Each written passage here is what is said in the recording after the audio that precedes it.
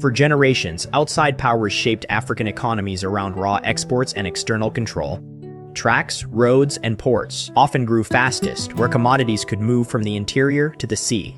That pattern left many territories dependent on one crop, one mine, or one foreign buyer. When independence came, many new states inherited flags and parliaments, and also fragile export machines. The first warning came earlier in Egypt, where debt and empire locked arms in plain sight. Khedive Ismail borrowed heavily for grand projects and state spending, and the national debt soared. By 1876, Egypt's debt had risen from about £7 million to nearly £100 million. Foreign creditors pushed Egypt into an international debt commission that cut into sovereignty. Within a few years, financial control opened the road to British occupation in 1882. The lesson was clear early: debt could move armies before it moved markets. In the 1950s and 1960s, African leaders tried to break that old pattern with power plants, steel, roads, and factories. Kwame Nkrumah saw big infrastructure as a path to real independence for Ghana. In 1960, Ghana secured tentative backing from the United States, the World Bank, and Britain for the Volta River project. The deal tied foreign financing to an aluminum smelter that would buy the dam's power. Of the $168 million cost, Ghana was to fund half, while foreign lenders covered the rest. The dam stood as a triumph, and it also showed how development now leaned on external finance. The Congo carried a harder version of the same struggle. Patrice Lumumba wanted a sovereign Congo strong enough to govern its own wealth. Cold War officials in Washington and Brussels saw danger in that independence. Lumumba was arrested and killed on January 17, 1961, only months after independence. The United States then worked for a stable pro-Western regime in the Congo. Mobutu rose inside that crisis and built a regime the West would support for decades. Loans and aid flowed into Zaire, even as corruption hollowed the state from within. By the late 1970s, Zaire's debt burden had become a severe national problem. From 1975 to 1985, Zaire's debt-to-GDP ratio roughly doubled from 60% to 120%. Rescheduling gave Zaire breathing space for a moment and bigger debt later. The same drama spread across the continent as leaders borrowed against tomorrow's export earnings. Many governments believed commodity prices would recover and growth would pay the loans back. Then the oil shock of 1973 hit with brutal force.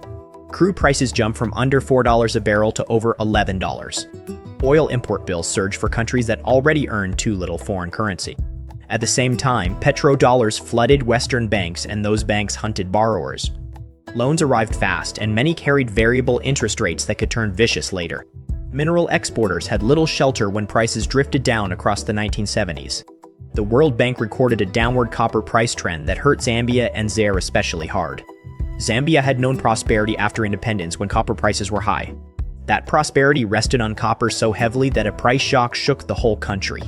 World recessions in the 1970s and 1980s pushed Zambia into one of the deepest declines in the region.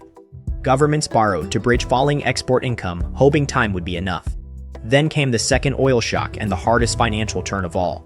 Paul Volcker became Federal Reserve Chair on August 6, 1979. On October 6, 1979, the Fed changed course and allowed rates to swing much higher. By late 1980, the federal funds rate hit a record 20%. For African borrowers with dollar debts, the price of survival suddenly leapt upward. The global recession then cut demand for the same exports meant to repay those loans. The IMF later described how plummeting commodity prices and rising rates made debts unsustainable in the early 1980s. In many low-income countries, scheduled debt service stood near 35 to 40% of exports. Nigeria tells the story from the side of oil wealth and oil collapse. Easy oil money had made foreign borrowing feel normal during the boom years. When oil prices crashed in 1982, Nigeria could no longer pay many of the loans it had taken. Interest piled up, penalties rose, and the debt crisis settled in. Nigeria began a structural adjustment program in 1986. The reforms changed foreign exchange rules, trade policy, and the ground beneath business and farming. Growth returned for a time, and daily life still stayed under strain. Nigeria rescheduled its Paris Club debt in 1986, 1989, 1991, and 2000. By the end of 2004, Nigeria owed almost $36 billion abroad. More than 85% of that debt was owed to the Paris Club. Ghana reached its own cliff edge due to arrears, shrinking exports, and a state in distress. Ghana's short-term arrears rose from $245 million in 1977 to $601 million by April 1983. In April 1983, Jerry Rawlings's government launched the Economic Recovery Program. The World Bank and IMF then backed Ghana through repeated adjustment programs.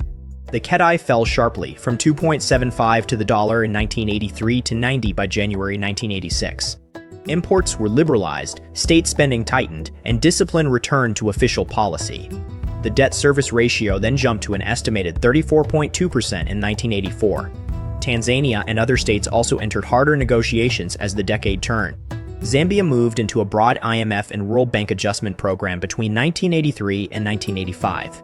The package devalued the kwacha, loosened imports, froze wages, and cut public spending. The foreign exchange auction made the market's verdict visible every week.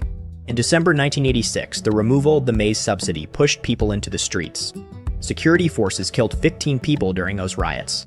On May 1, 1987, President Kenneth Kaunda canceled the IMF agreement. His government then limited debt service to 10% of net export earnings under a homegrown recovery plan. Zambia later returned to the IMF path because the pressure never truly left. The IMF built new tools for this era by creating the Structural Adjustment Facility in 1986. It added the Enhanced Structural Adjustment Facility in 1987 for longer low-income programs. These programs aim to raise savings, cut deficits, open trade, shrink state controls, and draw on resources. The IMF said many programs also promised to protect health and education. The results stayed uneven, and ordinary people often felt the pain faster than the recovery. African critics said austerity was moving through wages, prices, and jobs with frightening speed.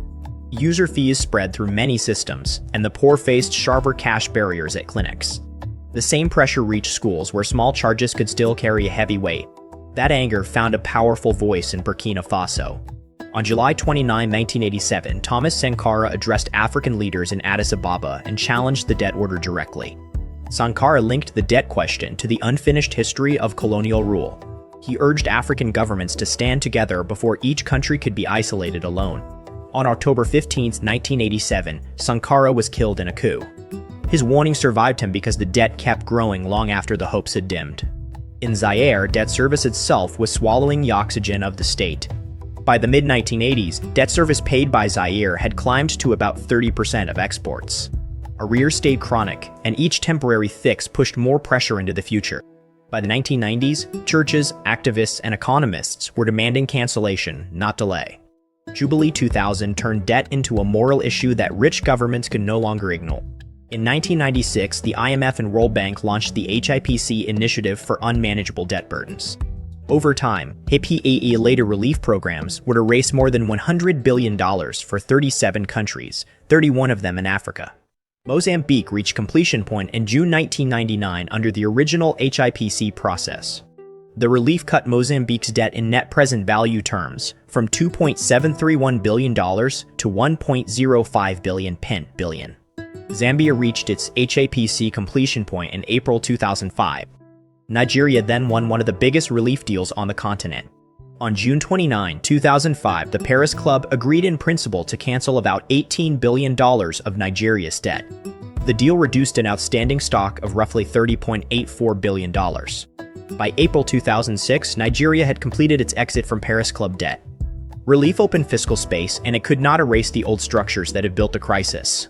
Another hidden chapter sat beside the public debt all along: capital flight.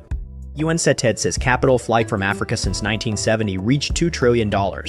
With estimated returns included, private African wealth held offshore reached $2.4 trillion by 2018. That means a continent can appear publicly indebted while private wealth sits safely abroad. After debt relief, the creditor landscape changed shape again.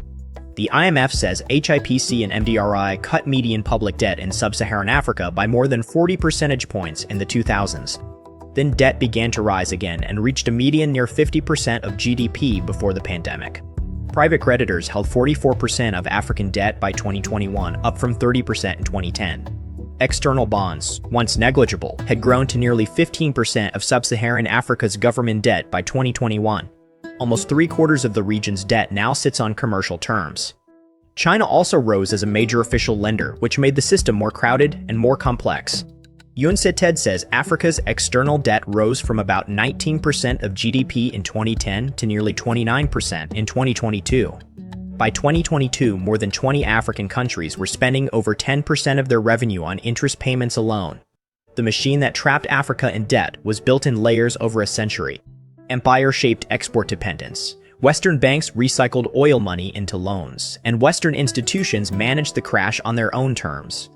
African rulers and elite also signed bad deals, stole public wealth, and helped keep the burden in place. Ordinary families paid the price in food lines, lost jobs, clinic fees, and postponed dreams. The debt trap grew from credit, shock, hierarchy, and power, and its marks remain visible today.